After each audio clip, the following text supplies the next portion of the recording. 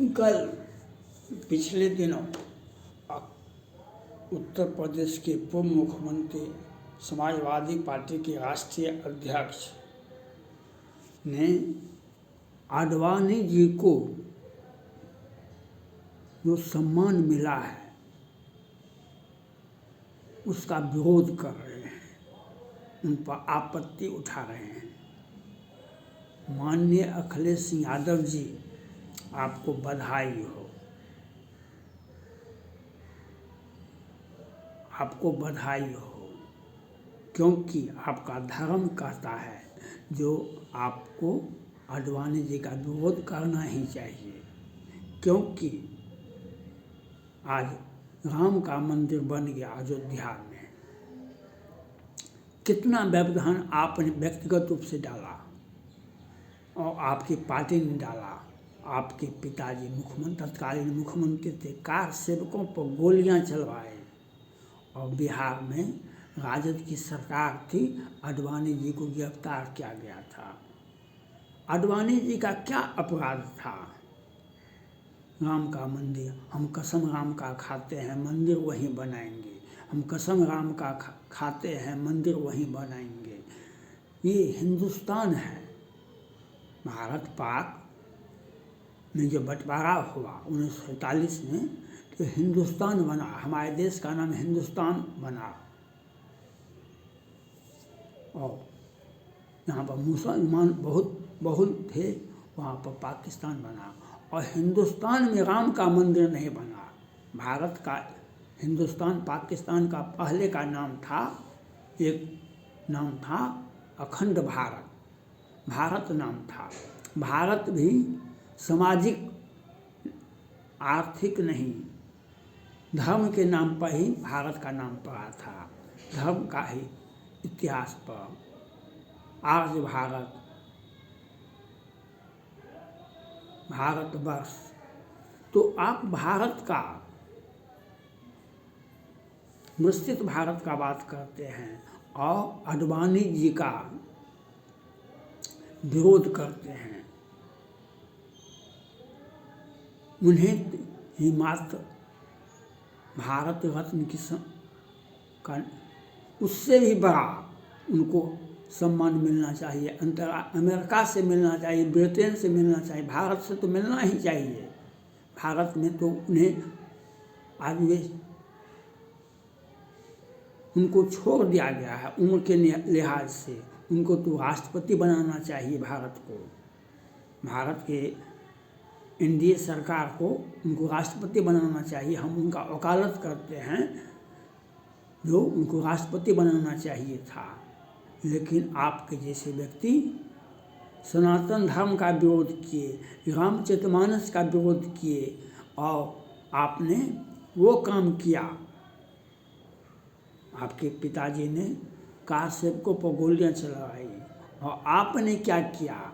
आपने मौर्जा जी को विधान परिषद में, मौर्जा जी चुनाव हार गए, सब चुनाव, लोकसभा विधानसभा सब जगह से हार गए, तो आपने उनको विधान सब परिषद में भेजा, नॉमिनेट किया और उनको वह गाली देने के लिए प्रतिनियुक्त किया। आपने सनातन धर्म को, रामायण को, हिंदू धर्म अवलंबियों को हिंदू धर्म पर गाली देने का काम किया। तो आप ऐसा राजनीतिक करते हैं। आप ऑक्सफोर्ड, कैम्ब्रिज विदेश से पढ़ के आए हैं। विदेश का शिक्षा का स्तर बहुत ऊंचा होता है और ख़ास करके ब्रिटेन का शिक्षा का स्तर बहुत ऊंचा होता है। उनके छात्रों में, कैरेक्टर में दिखाई पड़ता है शिक्षा का असर। हमारे जैसे नहीं दिखाई पड़ता है। हमारे देश में इंजीनियर हो, डॉक्टर हो या ग्रेजुएशन किया हुआ व्यक्ति हो, उसके चरित्र में नहीं दिखाई पड़ता है, क्योंकि अगर उनका चरित्र दिखाई पड़ेगा तो उन्हें जीने का अधिकार छीन लिया जाएगा। वही उत्तर प्रदेश आज है, वही उत्तर प्रदेश आज है जो 10 वर्ष पहले आपके शासनकाल में एक साथ दो भाई का, लड़की का के साथ छेड़खानी किया गया, उसका विरोध किया, उसके भाई ने दो भाइयों को जिंदा मार दिया गया। और आपने प्रशासन को, जिला प्रशासन को यह कहे कि उसी पार्टी को गिरफ्तार करो, जिनका बेटा मरा है उसी को गिरफ्तार करो। तो आप क्यों ऐसा करते थे? आजम खान साहब के चलते। और आपने ऐसा काम करवाते थे। और कानून व्यवस्था सिर्फ रैपिड एक्शन फोर्स दिखाई पड़ता था जब सब जिला में, हर यूपी के हर शहर में। और आपने तो कुछ वोट के लिए आपने तो कृष्ण को भी भूल गए। आप तो कृष्ण को भी भूल गए। आज वृंदावन, द्वारका, मथुरा में कृष्ण भगवान को सांस लेने में दिक्कत होता है। उनके आगे जो कृष्ण भगवान न्याय के सबसे बड़े देवता थे, जिन्होंने न्याय का एक स्तंभ स्थापित किए थे। जो अन्यायी, अत्याचारी कोई भी हो, चाहे उसका मामा हो या उसका भगना हो, उसे भी मृत्यु दंड देते थे। आज कृष्ण भगवान के साथ आप अन्याय करते हैं। आप एक बार भी मथुरा, वृंदावन के बारे में नहीं सोचते। ये उत्तर प्रदेश में ही है। और जब चुनाव आता है तो आप ही कहते हैं, हमारे सपने में दो बार कृष्ण भगवान आए और बोले कहे आप ही इस बार मुख्यमंत्री बनोगे उत्तर प्रदेश का। आप ही के सपने में आते थे कृष्ण भगवान, जो कहते थे आपको कि आप ही इस बार मुख्यमंत्री बनोगे, आप ही इस बार मुख्यमंत्री बनोगे। और लेकिन उस कृष्ण भगवान का नाम जपते हैं आप चुनाव के समय में, आपके सपने में आते थे। लेकिन सपना के बाद उनका मंदिर, उनका घर द्वार को रोहिंग्या मुसलमान, बांग्लादेशी मुसलमान, पाकिस्तानी मुसलमान और कौन म्यांमार का मुसलमान उसको घेर लिया है। और उसके बारे में एक बार भी नहीं बोल पाते हैं आप। बोलने से भी आप इतने कमज़ोर व्यक्ति हैं जो आप उनको बोल नहीं सकते हैं कि हमारे कृष्ण भगवान को तो छोड़ दो, वे तो हमारे पूर्वज हैं। तो आपने नहीं बोला। और आप ही के प्रोटेक्शन में योगी जी तो आज हैं 7 वर्ष से, उसके पहले तो आप ही थे उत्तर प्रदेश के मुख्यमंत्री। और आप ही के सुरक्षा में और प्रोटेक्शन में कृष्ण भगवान का मंदिर का जबरदस्ती किया गया। जो अतिक्रमण किया गया, अतिक्रमण नहीं किया गया, उसकी ज़मीन को कृष्ण भगवान के मंदिर को आगे पीछे चारों कात से ज़मीन घेर लिया गया और अपना अपना बिल्डिंग बना दिया। और आप मुख्यमंत्री रहते, एक बार भी बोलने का भी प्रयास नहीं किए। आज भी आप उत्तर प्रदेश में विधानसभा में विपक्ष के नेता हैं, आज भी तो बोलिए, अपने मान सम्मान की रक्षा मत कीजिए। आप अपने पार्टी के पहले कृष्ण को भजिए। कृष्ण का अगर कृपा होगा तो मुख्यमंत्री क्या होता है, प्रधानमंत्री ही बन सकते हैं। अगर कृष्ण को छोड़ दिए तो कुछ बन भी जाएंगे तो कुछ भी नहीं मिलेगा आपको। जो हम कृष्ण को, राम को, बुद्ध को, ईसा को, मोहम्मद पैगंबर को छोड़ देंगे तो हमें कुछ पद भी मिल जाए, वह हमारे काम का नहीं होगा। जो अपने पूर्वज का सम्मान नहीं दे सकते हैं, जो अपने राम को, कृष्ण को, बुद्ध को, ईसा को का सौदा कर सकते हैं, ऐसे व्यक्ति को अगर सत्ता में भी मिल जाए तो क्या होगा? ऐसे व्यक्ति को सत्ता अगर मिल भी जाए तो क्या होगा? अपने लोगों का सर्वनाश होगा।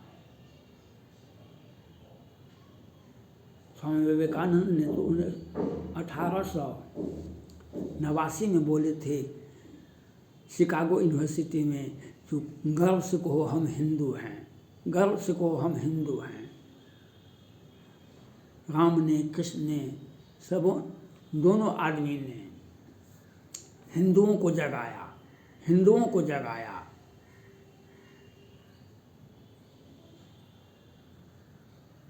हिंदुओं को जगाया राम ने। केवट कौन था? निषाद कौन था? जटायु कौन था?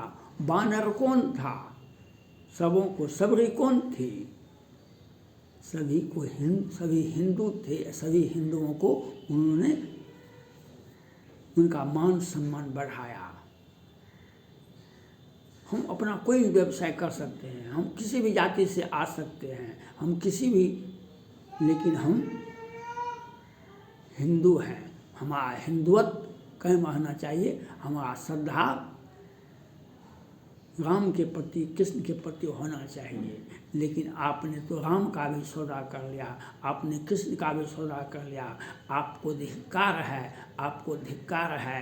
राम आडवाणी जी ने, मोदी जी ने, योगी जी ने जो काम किया वह संपूर्ण भारत में नहीं, विश्व में हिंदुत्व को स्थापित किया, एक संदेश दिया पूरे विश्व को, जो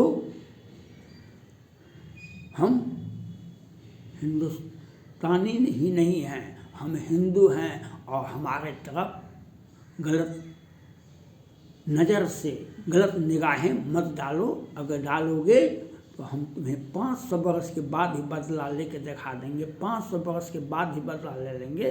इतिहास साक्षी है। राम को भी अपनी पत्नी का बदला लेने के लिए बहुत दिनों तक युद्ध लड़ना पड़ा, बहुत तरह से संघर्ष करना पड़ा। इसलिए आपको यह सोचना चाहिए, जो आप आडवाणी का विरोध नहीं कर रहे हैं, आप हिंदुओं को का विरोध कर रहे हैं, आप हिंदुत्व का विरोध कर रहे हैं, और आप वोट बैंक की राजनीति कर रहे हैं। आडवाणी जी जैसे संत व्यक्ति वो हमारे लिए पूजनीय थे, जिन्होंने आज आडवाणी जी ही नहीं, मेरा मानना है कटारिया, जो दो भाई शहीद हुए, उनको क्या मिला? राम के लिए अपना जान, उन्हें भी सम्मान मिलना चाहिए। उत्तर प्रदेश की सरकार से मेरा अपील है, जिस व्यक्ति ने अपना जान का न्यौछावर दे, उस परिवार को जाकर सम्मानित कीजिए, उस परिवार को खोज कीजिए, उस परिवार को सम्मानित कीजिए। उन्हें विधायक, लोकसभा का टिकट दीजिए, उन्हें विधान परिषद में भेजिए, उस परिवार को जीने का एक संबल दीजिए। उन्हें इस बात का एहसास दिलाइए कि जो आपने राम के लिए अपना न्यौछावर किए, राम तो अपना ख्याल रखेंगे उनका। राम तो जटायु का वध के बाद उनका श्राद्ध के, भगवान राम पर आक्षेप है, उसने अपने पिताजी का श्राद्ध अयोध्या में नहीं कर सके, वे वनवास में थे। लेकिन गिद्ध जनक समान श्राद्ध कयो, गिद्ध कौन व्रत धारे, जनक समान श्राद्ध कयो, गिद्ध कौन व्रत धारे। तो लेकिन राम ने उनके जो परहित सरस धर्म नहीं भाई, पर प्रिया नहीं अडवाई, तो आप उसका तो ख्याल रखिए। और आडवाणी ही नहीं, आडवाणी जैसे जितने भी अयोध्या में राम मंदिर के लिए अपना जान, उन्हें सम्मानित किया जाना चाहिए। आडवाणी जी को नमन करना चाहिए। इन्होंने हिंदुओं के लिए राम मंदिर के लिए जेल भी गए, लेकिन सत्ता सुने। और उसकी भारत रत्न पर आप प्रश्न उठाते हैं, आप अपने तुच्छ विचारधारा को रखते हैं, जो सर्वथा अनुचित आलोचना का पात्र हैं। थैंक्स।